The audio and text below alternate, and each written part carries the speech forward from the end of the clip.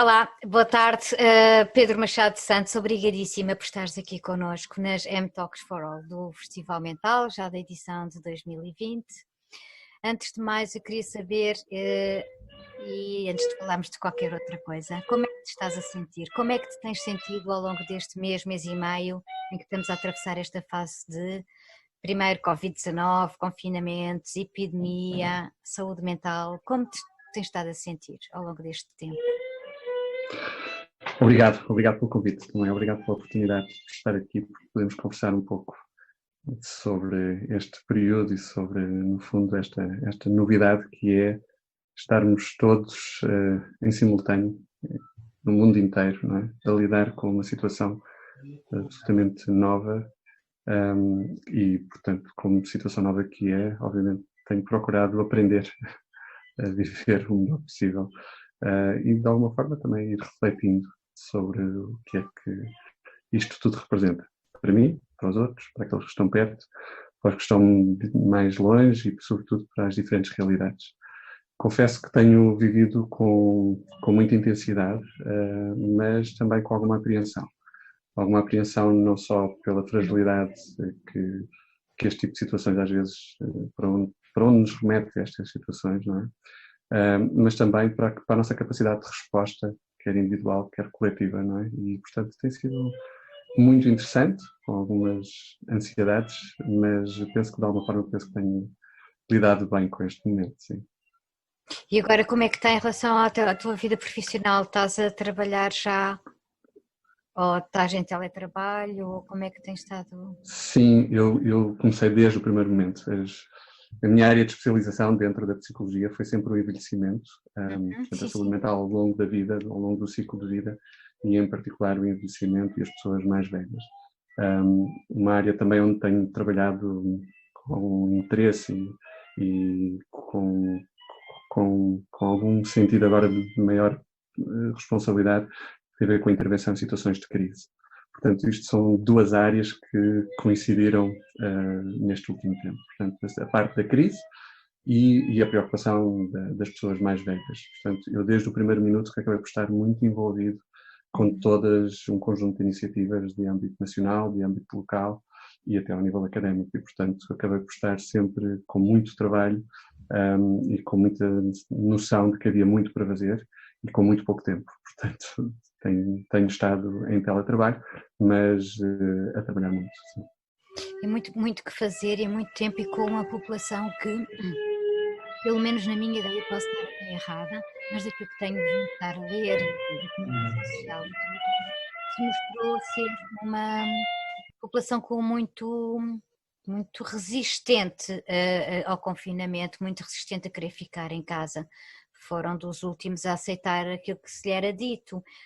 Haverá alguma razão que tem a ver com a própria existência, com o próprio facto de já terem alguma idade e pensarem já vivi tanto e tudo e se calhar isto é só mais uma coisa?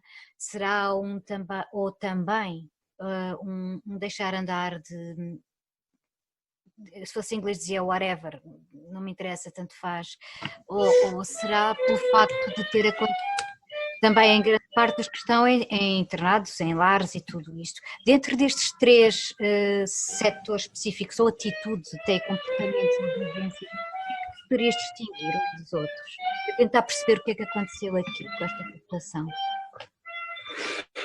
Bom, eu penso que a população mais velha, primeiro que tudo, é uma população muito diferente, não é? É claramente o grupo mais heterogéneo que nós temos na sociedade, não é? Cada dia que passa todos nós ficamos diferentes, mais diferentes uns dos outros. Obviamente.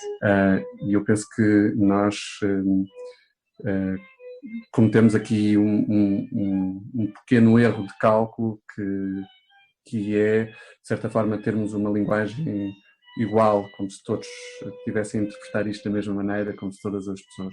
Havia naturalmente uma resposta que era necessário dar com urgência, de uma forma clara, simples, para que todos a pudessem entender, mas e havia que, no fundo, salvar vidas, não é? E eu penso que esse foi um objetivo. Mas há formas de o fazer e há que atender que nós somos um todo, não é? E, portanto, para além da saúde física existem outras dimensões E é natural que as pessoas, muitas delas, queiram fazer as suas escolhas, tomar as suas decisões, independentemente daquilo que nós as aconselhamos a fazer. Portanto, física e mentalmente. Exatamente. E, portanto, aí eu penso que é sempre muito difícil de gerir estas situações quando nós não envolvemos, muitas vezes, as próprias pessoas mais velhas na tomada de decisão e naquilo que é a construção de soluções para todos, não é? E penso que, às vezes, este registro um bocadinho paternalista que nós, às vezes, acabamos por ter, não é muito útil para determinado tipo de situações. Então, o que é que tu sugerias que eventualmente tivesse sido feito ao longo desta legislação de comportamentos e de formas de estar durante uma pandemia? O que é que tu sugerias que poderia ter sido eventualmente diferente, até para que uma próxima surto ou outra pandemia que possa acontecer, possa ser acautelado também, do teu ponto de vista? Sim, de facto, como disse inicialmente, eu penso que todos utilizámos muito este período como uma aprendizagem, mas também estive de perto e percebi também que algumas das dificuldades, das fragilidades que nós temos nesta altura são também fragilidades antigas. Uma delas tem a ver com o trabalho em grupo, não é? Sabermos trabalhar de uma forma articulada, que nem sempre é muito fácil, sobretudo de uma forma eficaz. E isso penso que era uma questão muito importante e nomeadamente no envolvimento daquilo que são as partes interessadas quando estamos a tomar decisões para pessoas, não é? E a primeira parte interessada são as próprias pessoas, e nomeadamente quando falamos de pessoas mais velhas e às vezes pessoas com doenças crónicas, etc., é muito importante envolver, de facto, o cidadão, envolver a pessoa com doença, envolver as associações de doentes, envolver... E como é que isso poderia ser feito? Através há associações, há alguma coisa que se pudesse falar? Seria com os profissionais que trabalham mais diretamente com as pessoas? Como é que isto poderia ser feito? Sobretudo quando tem que ser tudo feito tão depressa, não é? Sim. Há urgência nas respostas. Sim, eu penso que há metodologias hoje que são reconhecidas e é importante pô-las em prática rapidamente, que são as chamadas metodologias participativas. E que achas que não foram postas em prática neste caso? Eu penso que a sensibilidade hoje é muito maior do que era há uns anos atrás para este tipo de coisas, não é? Agora, é verdade que Portugal reagiu rápido, o governo reagiu rápido, as autoridades reagiram, penso eu, relativamente rápido, de uma forma rápida, mas de facto a articulação não é muito fácil e aquilo que me pareceu em determinada altura é que houve muitas instituições que produziram muitos documentos com muita vontade de ajudar. Eu penso que houve um sentido grande de solidariedade entre várias áreas da nossa sociedade, seja ao nível mais da saúde, da área social, do que seja, mas de facto era importante que essa articulação fosse maior, porque a certa altura eu imagino na posição de um diretor de lar ou destas instituições residenciais para as pessoas mais velhas ou de um profissional destas instituições que recebe não sei quantos documentos da Direção-Geral de Saúde, do Instituto de Segurança Social, das ordens profissionais, da própria direção, planos de contingência, e de facto acaba por ser um esmagar de informação que nem sequer há tempo para digeri-la, não é? Quanto mais ao mesmo tempo que estão a lidar com redução de pessoal, com uma ameaça de morte iminente, com muito desgaste do ponto de vista dos horários e sempre com uma preocupação muito grande, que são os direitos humanos, não é? Nestas coisas, os direitos humanos são sempre qualquer coisa que nós temos que preservar sempre e, portanto, quando se fala claro que sim. neste tipo de situações é e no contexto vital. O melhor que se pôde, não é? Pelo melhor que se pôde.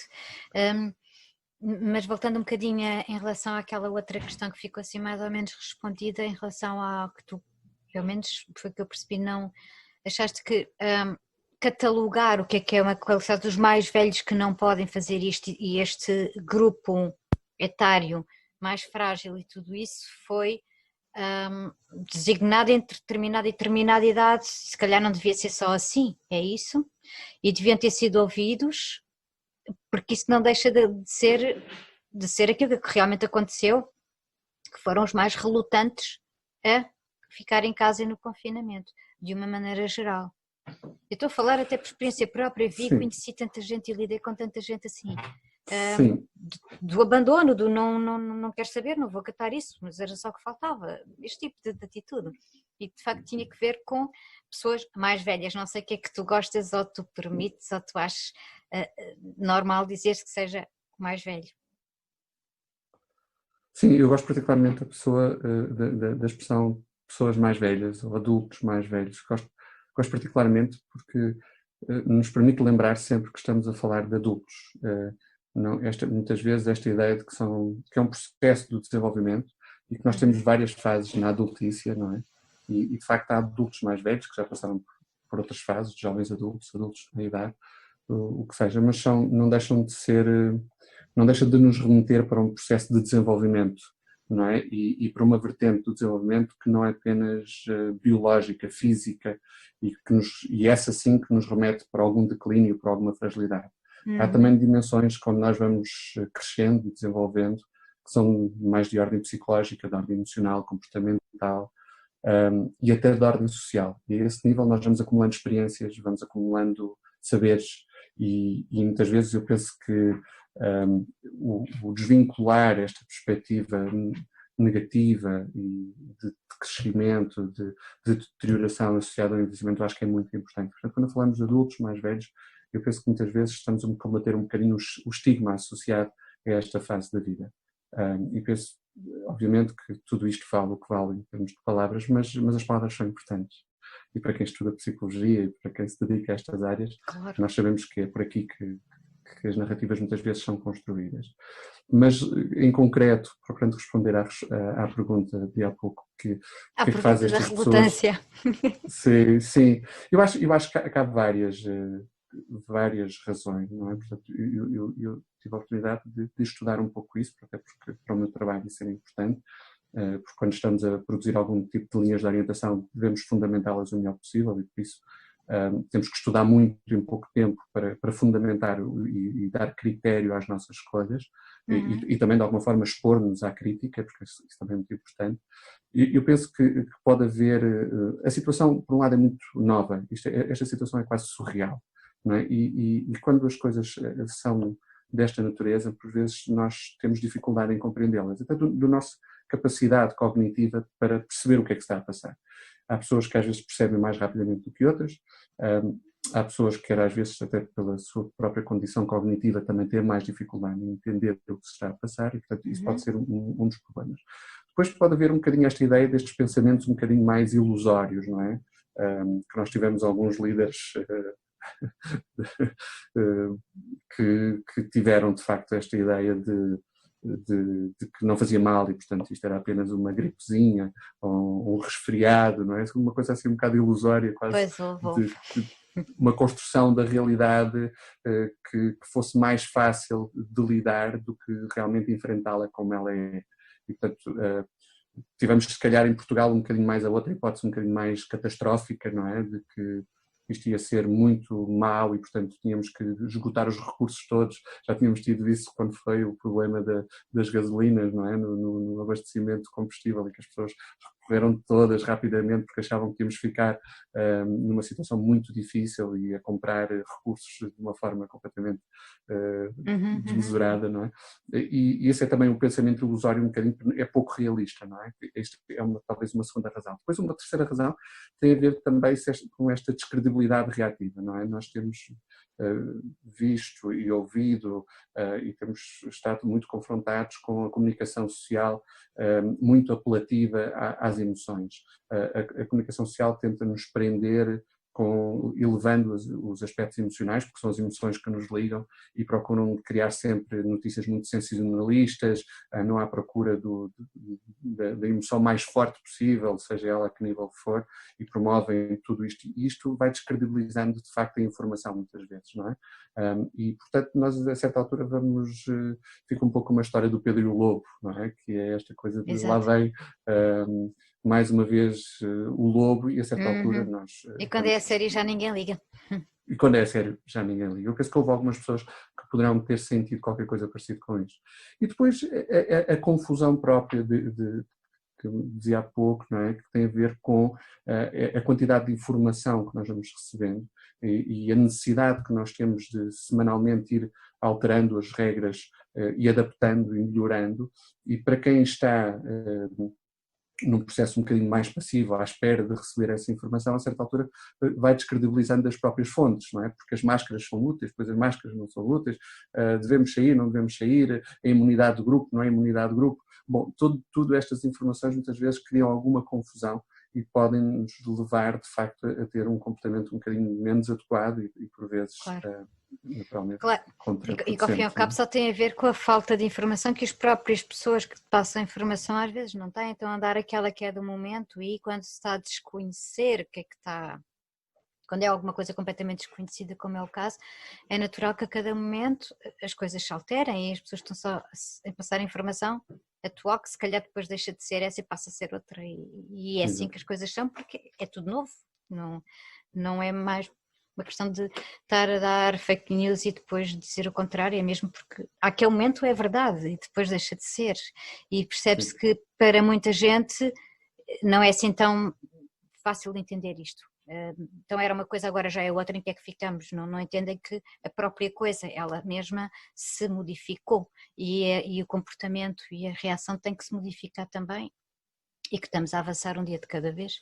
Agora em relação só à parte das pessoas que eventualmente conheças que tenham ficado confinadas em lares de terceira idade e sem visitas durante muito tempo, não sei se podes descrever mais ou menos até que ponto é que isto pode ter sido efetivamente muito grave em termos de saúde mental para as pessoas, e aqui sim falamos em geral e não em particular, porque claro que cada um é diferente, como acabaste de dizer, cognitivamente, em termos emocionais, em termos físicos, em termos de tudo, mas de uma maneira geral, ficar sem receber os familiares, as visitas e tudo isso, tens tido algum feedback do que é que realmente aconteceu? Sim, eu penso que, em geral, as pessoas que trabalham nesta área do envelhecimento tiveram uma preocupação, que já trabalhamos há algum tempo e que temos vindo a investigar nestas áreas, mas uma preocupação imediata que foi com as pessoas que estão, de facto, institucionalizadas. Nós sabemos que uma percentagem muito grande das pessoas que estão nestas instituições, para pessoas mais velhas, têm déficits cognitivos, que significa que algumas delas têm, inclusivamente, diagnóstico compatível com demências, com perturbações neurocognitivas. E estamos a falar de uma percentagem muito alta. Alguns estudos remetem-nos para percentagens perto dos 90%. O que significa 8, 9 em cada 10 pessoas podem ter alterações cognitivas. Isto muito significa grande mesmo, que podem ter também muita dificuldade em interpretar o que se está a passar, interpretar todas estas mudanças. Pode ser muito difícil compreender como é que de repente há pessoas que vestidas com os equipamentos de proteção individual, não é? Com umas máscaras, com umas roupas, entram pelos próprios quartos. Estas pessoas muitas delas perderam as suas rotinas diárias de poder sair, já têm o seu espaço muito condicionado, mas ainda ficam mais condicionadas às vezes ao próprio quarto, à própria cama. E tudo isto empobrece do ponto de vista do contexto, que é tão importante, não é? Nós precisamos, de facto, sempre que nós temos algum tipo de fragilidade, seja ela física ou cognitiva, nós precisamos que o contexto nos proteja e que nos compense. Ou seja, se eu tenho dificuldade a andar, eu preciso de rampas, eu preciso de não ter buracos. Se eu tenho uma dificuldade no processamento, na parte cognitiva, eu preciso que o ambiente seja claro, que não seja confuso, que ter, no fundo, uma comunicação que não perturbe, no fundo, o meu dia-a-dia. E eu penso que foi muito difícil as instituições e os profissionais responderem de uma forma adequada ao tipo de população que têm. E estes profissionais, de facto, não só muitas vezes são pouco considerados, e isto é uma preocupação que temos também muitas vezes, que é a valorização dos profissionais que trabalham diariamente com as pessoas mais velhas e com estas pessoas mais velhas em concreto, que têm perturbações neurocognitivas. E, portanto, sim, a preocupação é muito grande e eu penso que as próprias famílias sentiram-se muito impotentes porque também muitas vezes não foram envolvidas. Claro, não podia fazer nada e todas as rotinas foram mudadas para toda a gente. Sim, mas penso que é isto, não é? Que será necessário fazer, que tem vindo a ser feito, mas que de facto foi um momento muito difícil e com implicações seguramente ao nível não só da saúde mental, mas também até da própria saúde física, seguramente, não é? Quer pelo Covid, quer pelo depois desta combinação de fatores, não é? Claro, claro, claro. Pedro, vamos esperar que, havendo novo surto ou não havendo novo surto, nova epidemia ou não havendo nova epidemia, pelo menos haja algum tempo agora para haver propostas novas em cima da mesa e mais ajustadas para que nada disto volte a acontecer ou possa acontecer de uma forma, ouvindo de facto quem está do outro lado também e conseguindo pôr no papel também para que todas as normas sejam mesmo para todos e que resultem no terreno para todos. Toda a gente irá trabalhar para fazer isso melhor, tenho quase certeza absoluta. Só para finalizar a nossa conversa, queria-te perguntar rapidamente, e agora para desviar um bocadinho de assunto, o que é que tens estado a ler, o que é que tens estado a ouvir, que filme ou série é que aconselhas que nós vejamos também? Bom, eu não tenho visto televisão quase, eu tenho procurado estar informado, manter um período do Ninguém meu está a dia-a-dia. falar de televisão, não tem que ser televisão. Sim. Não, nem de séries, nem não tenho acompanhado muito, de facto, este lado. Tenho dedicado algum tempo, sim, à música, tenho procurado voltar a tocar, a criar. Acho que este é um período onde é preciso criarmos e recriarmos em conjunto. E sim, a partilha às vezes de textos, a partilha de músicas, a reflexão sobre as próprias músicas, voltar a ouvir num contexto se calhar um bocadinho diferente e com uma leitura histórica. Tenho tido particular interesse sobre o momento da gripe espanhola, que foi um momento de pandemia, um momento também muito importante para a história da humanidade, e eu penso que este momento também vai ficar, e tenho dado um bocadinho de atenção, talvez, em particular, aos autores, aos compositores que durante esse período elaboraram as suas obras, e tentar perceber um pouco qual é esta influência. Uma das preocupações que eu tenho tido muito é, de facto, com os artistas, com o grupo das pessoas que neste momento promovem, não é, o encontro que tiveram que se reinventar e vão ter que se reinventar. E por isso, de certa forma, acho que tenho procurado também, de uma forma talvez um bocadinho mais inconsciente, voltar a ouvir esses compositores do início do século XX e a ler esses autores da mesma época. Muito bem.